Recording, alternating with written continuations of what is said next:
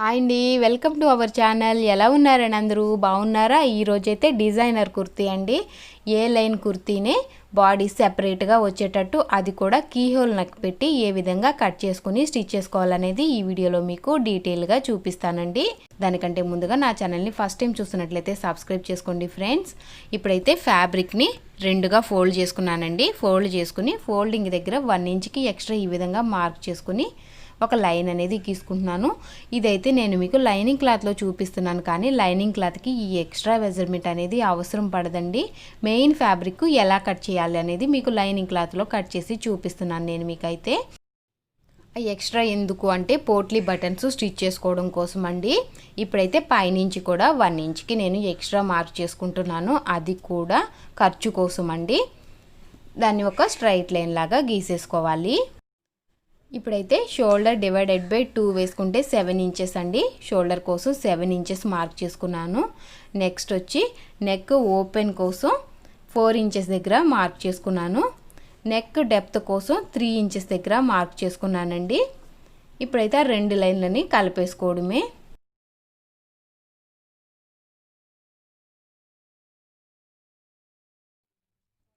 Shoulder slope కోసం అండి, shoulder దగ్గర మార్క్ చేసుకున్న దగ్గర నుంచి కిందకి 1/2 ఇంచ్ మార్క్ చేసుకుని నెక్ లైన్ దగ్గర నుంచి ఈ విధంగా క్రాస్గా ఒక లైన్ గీసేసుకోవాలి.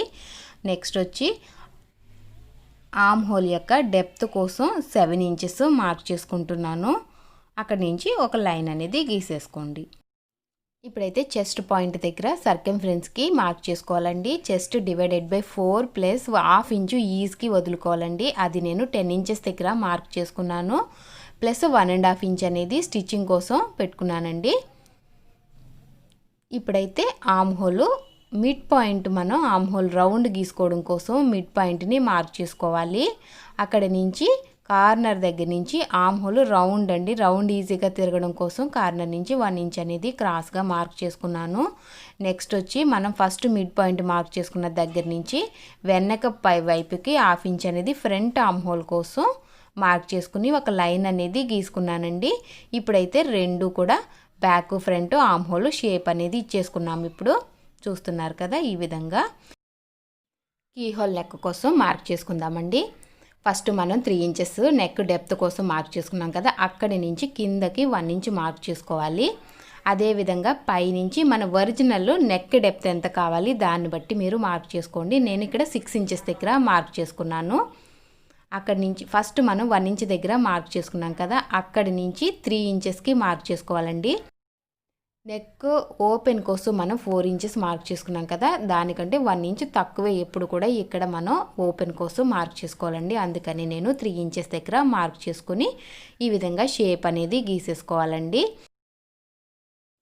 ఇప్పుడు బాడీస్ లెంత్ ఎంత కావాలనేది పెట్టుకోండి. నేను వేస్ట్ వరకు పెడుతున్నాను, దానికోసం 14 ఇంచెస్ దగ్గర మార్క్ చేసుకున్నానండి.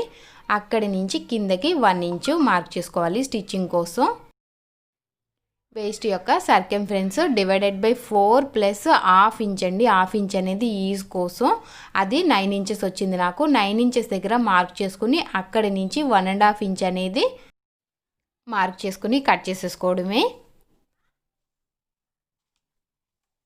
ఇదే విధంగా బ్యాక్ బాడీస్ కూడా కట్ చేసుకోవాలండి. బ్యాక్ బాడీస్కి అయితే మనకి ఫ్రంట్ మనం 1 ఇంచ్ ఎక్స్ట్రా మార్క్ చేసుకున్నాం కదా, ఆ మార్కింగ్ అనేది అవసరం ఉండదు. దీనికి ఎందుకు మనం మార్క్ చేసుకున్నామంటే పోట్లీ బటన్స్ పెట్టడం కోసం అండి. ఇది కూడా మెయిన్ ఫ్యాబ్రిక్లో కట్ చేసుకోండి, లైనింగ్ ఫ్యాబ్రిక్లో కాదు.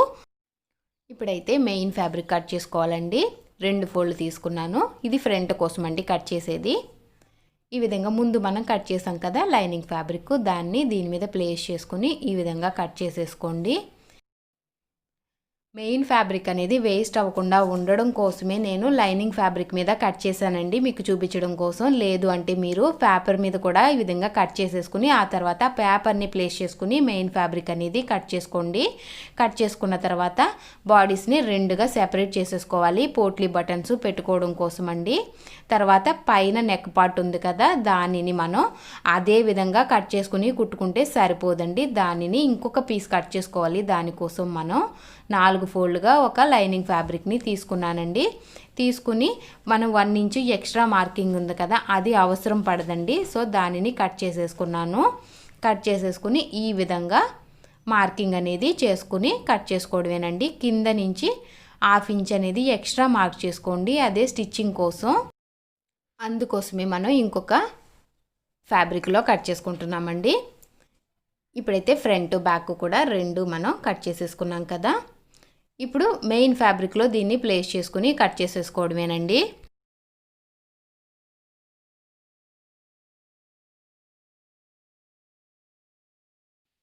కింద స్కర్ట్ పార్ట్ కోసం అండి వేస్ట్ దగ్గర నుంచి బాటమ్ లెంత్ ఎంత కావాలనేది మార్క్ చేసుకోండి.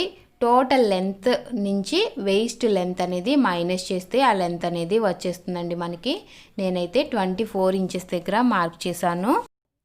సో వేస్ట్ యొక్క సర్కంఫరెన్స్ అండి ఆల్రెడీ ఇందాక చూసాం కదా, 34 inches divided by 1/2 inch 9 inches. So 9 inches నుంచి 1.5 ఇంచ్ అనేది స్టిచ్చింగ్ కోసం మార్క్ చేసుకున్నాను. హిప్ లెంత్ కోసం 8 ఇంచెస్ దగ్గర మార్క్ చేశానండి. టోటల్ మనకి షోల్డర్ దగ్గర నుంచి హిప్ లెంత్ ఎంతో అక్కడి నుంచి బాడీస్ యొక్క లెంత్ని మైనస్ చేసుకుంటే హిప్ లెంత్ అనేది వచ్చేస్తుందండి. అక్కడి నుంచి స్టిచ్చింగ్ కోసం 1 ఇంచ్ మార్క్ చేసుకుంటే సరిపోతుందండి. మనం ఫోల్డ్ చేసి కుట్టుకుంటాం కదా, సైడ్ కట్స్ అనేది అక్కడి నుంచే స్టార్ట్ అవుతాయి. సో దానికి 1 ఇంచ్ అనేది సరిపోతుంది. ఇప్పుడైతే బాటమ్ సర్కంఫరెన్స్ హిప్ కన్నా కూడా 1 ఇంచ్ ఎక్స్ట్రా పెట్టుకోండి. నేనైతే 11 ఇంచెస్ దగ్గర మార్క్ చేసుకుని అక్కడి నుంచి 1 ఇంచ్ అనేది ఎక్స్ట్రా ఫోల్డింగ్ కోసం మార్క్ చేసుకున్నాను. సో ఈ విధంగా ఒక షేప్ లాగా ఇచ్చేసుకుని కట్ చేసుకుందామండి చూస్తున్న విధంగా. ఈ వీడియోని మీకు నచ్చినట్లయితే లైక్ చేయండి, మీ ఫ్రెండ్స్ అండ్ ఫ్యామిలీ మెంబర్స్ అందరికీ షేర్ చేయండి. నా ఛానల్ని ఫస్ట్ టైం చూస్తున్నట్లయితే సబ్స్క్రైబ్ చేసుకోండి ఫ్రెండ్స్. ఇప్పుడైతే మెయిన్ లైన్ కూడా లోపల నుంచి మార్క్ చేసుకున్నాం కదా, కట్ చేసేసుకుందామండి. మెయిన్ ఫ్యాబ్రిక్ కూడా ప్లేస్ చేసుకుని 4 ఫోల్డ్గా ఫ్రంట్ అండ్ బ్యాక్ కూడా ఇందులోనే కట్ చేసేసుకుంటున్నాము. కింద 1 ఇంచ్ ఎక్స్ట్రా మార్క్ చేసుకోండి. లైనింగ్ ఎప్పుడు కూడా తక్కువ కట్ చేసుకుంటాం కదా మనం. సో ఈ విధంగా కట్ చేసేసుకోవాలండి. హిప్ దగ్గర మనం ఒక లైన్ అనేది గీసుకున్నాం కదా, దానికి దగ్గర ఒక చిన్న టక్ అనేది ఇచ్చేసుకోండి. ఎందుకంటే స్టిచ్చింగ్ చేసేటప్పుడు కన్ఫ్యూజన్ లేకుండా ఈజీగా ఉంటుందండి అక్కడి నుంచి మనం ఫోల్డ్ వేసుకోవడానికి. ఇప్పుడైతే స్లీవ్ ఏ విధంగా కట్ చేయాలనేది చూపిస్తానండి. స్లీవ్ యొక్క లెంత్ ఎంత లెంత్ కావాలనేది తీసుకోండి. నేను ఇక్కడ 5 ఇంచెస్ దగ్గర మార్క్ చేసుకున్నాను. అక్కడి నుంచి 3 ఇంచెస్ అండి. Chest divided by 12. సో 3 ఇంచెస్కి మార్క్ చేసుకున్నాను అక్కడి నుంచి arm whole divided by 2 9 inches దగ్గర మార్క్ చేసుకుంటున్నాను.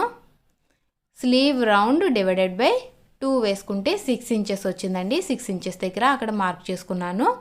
అక్కడి నుంచి 1.5 ఇంచ్ అనేది స్టిచ్చింగ్ కోసం. ఇప్పుడైతే స్లీవ్ యొక్క షేప్ ఏ విధంగా కట్ చేసుకోవాలనేది చూపిస్తానండి. ఫస్ట్ మనం మార్కింగ్ చూసారు కదా, ఒక క్రాస్ లైన్ అనేది గీసుకోండి. అది 9 ఇంచెస్ వచ్చింది కదా, దాన్ని 3 పార్ట్స్గా డివైడ్ చేసుకుంటే 3 ఇంచెస్ కదా.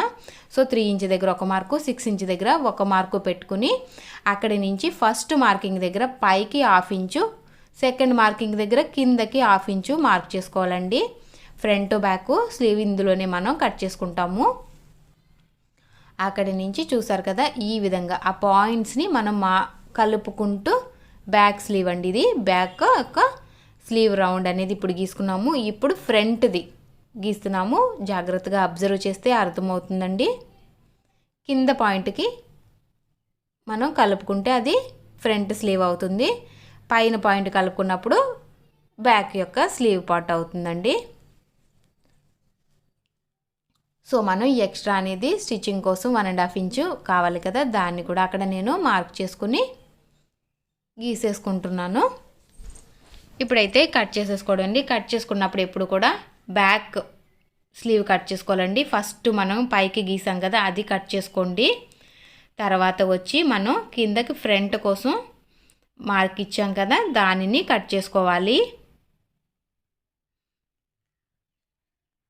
సో ఇదే విధంగా రెండవ స్లీవ్ కూడా కట్ చేసేసుకోవాలండి. ఇప్పుడైతే పోట్లీ బటన్స్ ఏ విధంగా చేసుకోవాలి అనేది చూపిస్తానండి. థర్మోకాల్ బాల్స్ ఉంటే మీ దగ్గర వాటిని యూజ్ చేయొచ్చు. లేదు అంటే ఈ విధంగా ఒక కాటన్ని బాగా రౌండ్గా బాల్ లాగా చేసేసుకోండి. చేసుకుని ఒక స్క్వేర్ పీస్ లాగా ఫ్యాబ్రిక్ని కట్ చేసుకోవాలండి. ఫ్యాబ్రిక్ కట్ చేసుకుని దాంట్లో ఈ విధంగా పెట్టుకుని నీట్గా ఫోల్డ్ చేసుకోవాలి. ఇలాగా చేసుకుని ఒక దారంతో దీన్ని గట్టిగా లాగుతూ మీరు రోల్ చేసేసుకోండి థ్రెడ్ అనేది.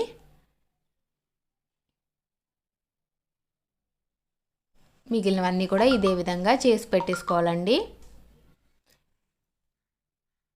సో ఇప్పుడు ఫ్రంట్ పార్ట్లో మనం పోట్లీ బటన్స్ కోసం 1 ఇంచ్ ఎక్స్ట్రా మార్క్ చేసుకుని కట్ చేసుకున్నాం కదండి.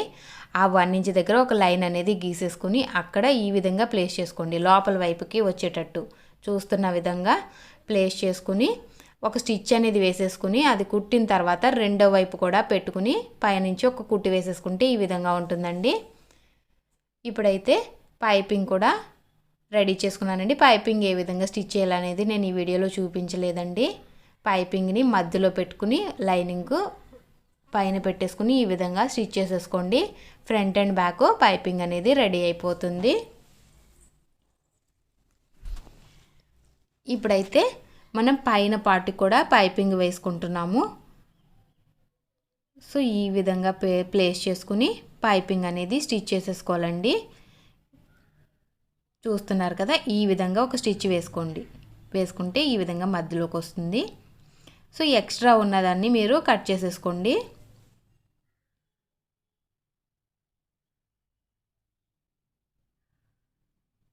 కట్ చేసుకున్న తర్వాత చిన్న చిన్నగా కట్స్ లాగా ఇచ్చేసుకోండి. ఎందుకంటే మనం రివర్స్ చేసినప్పుడు ఈజీగా ఉంటుంది అది. ఇప్పుడైతే ఈ విధంగా ఒకసారి పైన స్టిచ్ వేసేసుకుని ఎక్స్ట్రాస్ అన్నీ కూడా కట్ చేసేసుకుందాము.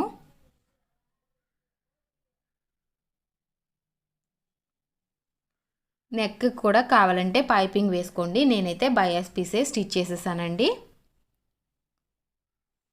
సో ఇది బ్యాక్, ఇందాక మనం చూసింది ఫ్రంట్ అండి. Back arm whole back side మనం వేసుకోవడానికి ఫ్రీగా ఉండడం కోసం నేనైతే ఇక్కడ హుక్కు పార్ట్ వేస్తున్నాను. మనం హుక్కు తాడు పట్టీలు ఎలా వేసుకుంటామో సేమ్ అదే విధంగా పెట్టుకుని స్టిచ్ చేసేసుకోవడమేనండి. సో ఇప్పుడైతే చూసారు కదా, బయాస్ పీస్ అనేది ఫ్రంట్ పార్ట్కి స్టిచ్ చేస్తాను. అదేవిధంగా బ్యాక్ పార్ట్ కూడా స్టిచ్ చేసేసుకుని హుక్కు పట్టీ కూడా వేసేసుకుంటే ఈ విధంగా ఉంటుందండి. ఇప్పుడైతే బాడీస్కి పైన 2 కూడా పిన్స్ పెట్టుకుని జాయింట్ చేసుకోండి. బ్యాక్ కూడా అదే విధంగా మనం జాయింట్ చేసేసుకున్న తర్వాత 2 షోల్డర్స్ని జాయింట్ చేసుకోవాలండి. ఫ్రంట్ బ్యాక్ రెండింటిని ఒకదాని మీద ఒకటి ప్లేస్ చేసుకుని నెక్స్ట్ స్లీవ్ జాయింట్ చేసుకోవాలి కదా, దానికోసం లైనింగ్ ఫ్యాబ్రిక్ మెయిన్ ఫ్యాబ్రిక్ని పెట్టుకుని ఒక స్టిచ్ వేసేసుకుని ఈ విధంగా తిప్పేసుకున్నాము అంటే తిప్పేసుకుని పైన ఒక స్టిచ్ వేసేసుకుని స్లీవ్ అనేది బాడీస్కి జాయింట్ చేసేసుకోవడమేనండి.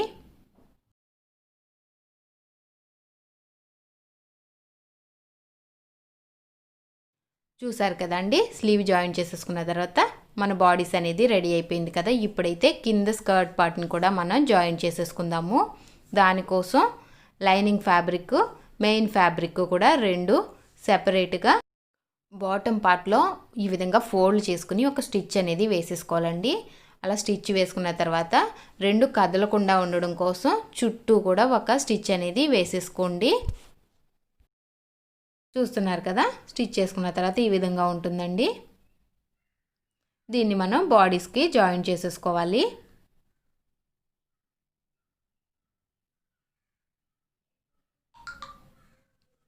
సో బాడీస్ యొక్క రైట్ సైడు స్కర్ట్ పార్ట్ యొక్క రైట్ సైడు ఒకదాని మీద ఒకటి ప్లేస్ చేసుకుని ఆ విధంగా ఒక స్టిచ్ అనేది వేసుకోవాలండి. సో బ్యాక్ కూడా అదే విధంగా స్టిచ్ వేసేసుకోవాలి. వేసుకున్న తర్వాత సైడ్ జాయింట్ అనేది చేసుకోవాలి. హిప్ పార్ట్ దగ్గర మనం ఒక చిన్న కట్ ఇచ్చాం కదా, అక్కడ వరకు కుట్టు వేసేసుకుని కింద నుంచి ఈ విధంగా ఫోల్డ్ చేసుకుని కట్స్ అనేది స్టిచ్ చేసుకోవాలి. ఈ వీడియో కనుక మీకు నచ్చినట్లయితే లైక్ చేయండి. మీ ఫ్రెండ్స్ అండ్ ఫ్యామిలీ మెంబర్స్ అందరికీ షేర్ చేయండి. నా ఛానల్ని ఫస్ట్ టైం చూస్తున్నట్లయితే సబ్స్క్రైబ్ చేసుకోండి ఫ్రెండ్స్. మరొక మంచి వీడియోతో మళ్ళీ కలుసుకుందాం. Thank you for watching.